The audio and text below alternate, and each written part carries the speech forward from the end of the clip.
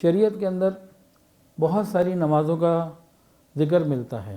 ایک تو فرائض ہیں، اس کے علاوہ تہجد کی نماز کا ذکر ہے، اشراق کا ذکر ہے، چاشت کی نماز کا ذکر ہے، اوابین کا ذکر ہے۔ فرض تو لازمی فرض ہی ہے، لیکن باقی نمازیں انسان وقتاً فوقتاً کوشش کر کے نفل میں ادا کرتا ہے، بالخصوص تہجد کی۔ لیکن بعض موقعوں کے اعتبار سے بھی نمازیں ہیں جو بس انہی موقعوں سے ہی متعلق ہیں۔ صلاۃ التوبہ کیا ہے کہ جب انسان چاہے گناہوں سے معافی مانگنا، وضو کرے، 2 نفل پڑھے اور اللہ تعالیٰ سے معافی مانگے، گناہوں کی معافی مانگے۔ بہتر تو یہ ہے کہ ہمیں روز صلاۃ التوبہ رات کو پڑھ کے سونی چاہیے۔ تو اس کا ذکر بھی حدیث میں ملتا ہے، گناہوں سے معافی اللہ ہی نے دینی ہے، مانگنا کام بندے کا، انشاءاللہ اللہ مہربانی فرمائیں گے۔ اس کے علاوہ ایک اور بھی جو ہے نا وہ نماز کا ملتا ہے احادیث کے ذخیرے میں، صلاۃ رد الضالہ، جو گمی ہوئی چیزیں ہوتی ہیں ان کے لیے صلاۃ 2 رکعت نفل کے ذریعے اللہ سے معافی مدد کا مانگنا۔ صلاۃ رد الضالہ، گم شدہ اشیاء جو چاہتا ہے انسان کہ مل جائے، اس کے لیے نماز۔ حضرت عبداللہ ابن عمر رضی اللہ عنہ سے روایت ہے کہ آپ صلی اللہ علیہ وسلم نے ارشاد فرمایا، جس کسی کا کوئی سامان گم ہو جائے یا جانور وغیرہ بھاگ جائے، اسے چاہیے کہ 2 رکعت نفل پڑھے اور اس کے بعد دعا کرے۔ علامہ شعرانی رحمۃ اللہ نے لکھا ہے کہ اسلاف سے، ہمارے اکابرین سے، صحابہ اور تابعین سے یہ بات بہت کثرت سے ملتی ہے، جب ان کی کوئی چیز گم ہو جاتی ہے، جانور بھاگ جاتا، تو اسی طرح اللہ کی طرف متوجہ ہوتے۔ اس کے علاوہ ایک اور نماز ہے، اس کو کہتے ہیں صلاۃ الحاجت، حاجت کے وقت دعاؤں کا مانگنا۔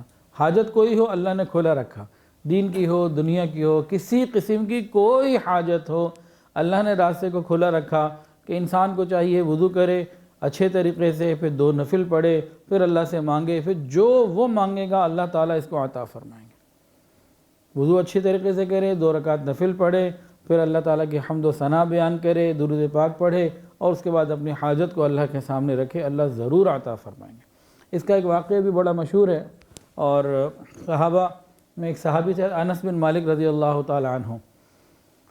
وہ ایک مرتبہ اپنے باغ میں گئے، ان کے کافی باغات تھے، تو جو باغ کا ذمہ دار تھا نا، آپ مالی سمجھ لیجئے یا جو بھی نگران تھا، اس نے کہا حضرت اتنا دن ہو گئے بارش نہیں ہوئی اور بڑا برا حال ہے اور نقصان کا اندیشہ ہے، تو کیا کروں؟ حالت بتائی کہ بارش ہی نہیں ہو رہی، کیا کریں؟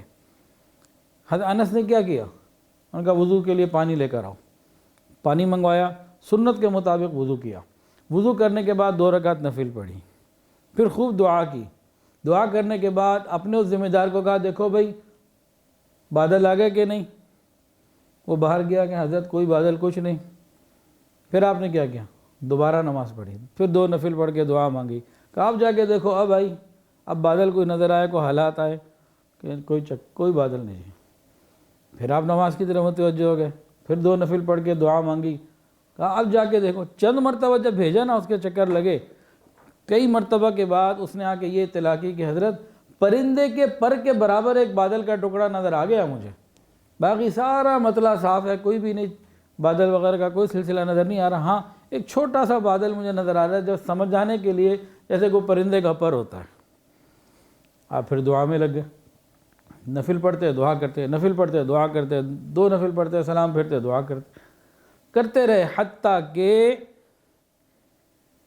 بارش شروع ہو گئی۔ جب خوب بارش ہو گئی نا، اسی اپنے ملازم کو کہا کہ دیکھو وہ فلاں گھوڑا، کسی تیز رفتار گھوڑے کی طرف کہا، جاؤ اس گھوڑے کے اوپر دوڑو، اس کے اوپر جاؤ اور پورا چکر لگا کے دیکھو کہاں کہاں بارش ہو رہی ہے، کتنے علاقے میں بارش ہو رہی ہے۔ وہ گئے اس گھوڑے کے اوپر، پورا راؤنڈ لے کر آئے، کہنے لگے اللہ کی قسم سوائے آپ کے باغ کے اور کہیں ایک بوند پانی کا نہیں گرا، یہ بارش اور یہ بادل اللہ نے آپ ہی کو دیا۔ یہ صحابہ کا طریقہ تھا۔ ہم تو بھول گئے ان ساری باتوں کو، گھنٹوں ڈاکٹر کے پاس مہینوں پہلے وقت لیتے ہیں، ہفتوں پہلے وقت لیتے ہیں، پھر گھنٹوں لگتے ہیں آنے جانے میں، اور چند منٹ میں رپورٹیں دیکھ لیتے ہیں، آپ کو دیکھتا بھی ہے نہیں، یہ بھی کوئی پتہ نہیں آپ کو بھی دیکھتا ہے کہ نہیں، کیونکہ اکثر ڈاکٹر اب مریض نہیں دیکھتے، رپورٹس دیکھتے ہیں۔ پہلے ڈاکٹر ایسے ہوتے تھے جو مریض کو چیک کیا کرتے تھے، آج خالی رپورٹیں چیک ہوتی ہیں اکثر جگہ، گھنٹوں لگا دیتے ہیں، 2 نفل کے لیے موقع نہیں ہے ہمارے پاس، اتنا ہم دور ہو چکے۔ تو صحابہ کرام کی عادت تھی، ایک صحابی کا گدھا مر گیا، سفر میں تھے، وہی 2 رکعت نفل پڑھی، اللہ سے مانگا، اللہ کچھ اور چیز نہیں میرے پاس، اللہ نے دوبارہ گدھے کو کھڑا کر دیا۔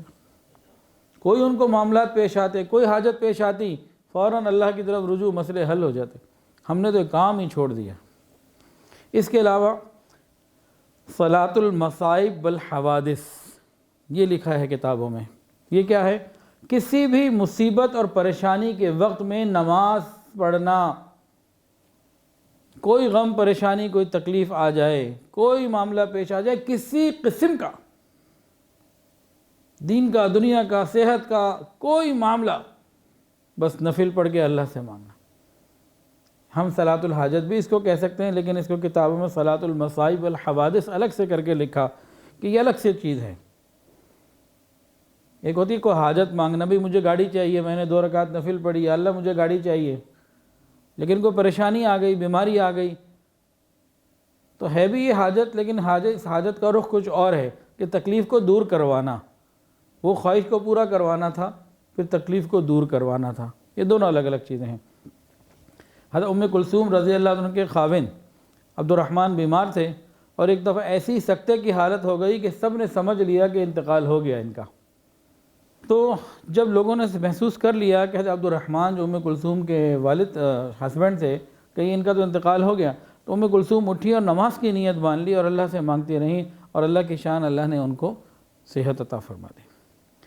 اسی طرح حضرت نظر کہتے ہیں کہ ایک مرتبہ سخت اندھیرا ہو گیا اور میں دوڑا، حضرت انس کی خدمت میں حاضر ہوا، میں نے دریافت کیا کیا حضور کے زمانے میں ایسی نوبت آئی تھی کبھی؟ فرمایا کہ ہاں، نبی علیہ السلام کے زمانے میں ذرا بھی ہوا چلتی ہم لوگ مسجدوں کو دوڑتے تھے، کہیں قیامت تو نہیں آ گئی۔ رجوع اللہ اتنا زیادہ تھا، آج ہماری زندگی سے رجوع اللہ نکل گیا۔ تو یہ مختلف نمازیں ہیں جو حدیث میں ملتی ہیں، اللہ کرے ہماری زندگی میں بھی ملیں۔ ایک نماز اور سن لیجئے، صلاۃ الشکر، یہ بھی عادت تھی صحابہ کی، نبی علیہ السلام کی۔ حضرت عبداللہ بن ابی اوفا رضی اللہ تعالی عنہ سے روایت ہے، جس وقت نبی علیہ السلام کو ابو جہل کے قتل کی خبر آئی، آپ نے صلاۃ الشکر ادا کی، 2 رکعت ادا کی، شکر ادا کیا۔ اسی طرح مختلف موقعوں کے اوپر نبی علیہ السلام اور صحابہ کرام یہ عمل کیا کرتے۔ ہم تو صلاۃ الشکر بھی بھولے بیٹھے ہیں، کیا کہا جائے، کیا ہم جا رہے ہیں۔ اس کے علاوہ نماز استسقاء، یہ کیا ہوتی تھی؟ یہ بارش طلب کرنے کے لیے دعا ہوتی تھی، نماز ہوتی تھی۔ ایک تو حاجت ہے نا، باقی کوئی اور حاجت ہے، نوکری چاہیے، فلاں چاہیے، تو حاجت کے لیے دعا کرنا وہ اپنی جگہ۔ یہ خاص نماز ہوتی تھی استسقاء، بارش طلب کرنے کے لیے اللہ سے۔ نبی علیہ السلام نے تو ہمیں صرف اللہ سے جوڑا اور کچھ بھی نہیں۔ اس کی اپنی تفصیلات ہیں، بتانے کا مقصد یہ ہے کہ ہر موقع پہ حضور پاک صلی اللہ علیہ وسلم کی تعلیمات رجوع اللہ کی ہیں، رجوع اللہ کی ہیں۔ نمازوں کا ذکر ہو رہا تھا، ایک نماز کا ذکر حدیث میں اور بھی ملتا ہے، اس کو کہا جاتا ہے صلاۃ الخوف، نماز خوف، خوف کی نماز۔ ہم تو حالت امن میں نماز نہیں پڑھتے، اللہ کے محبوب نے تو خوف کے زمانے بھی نماز نہیں چھوڑی۔ یہ کیا نماز تھی، عجیب نماز تھی۔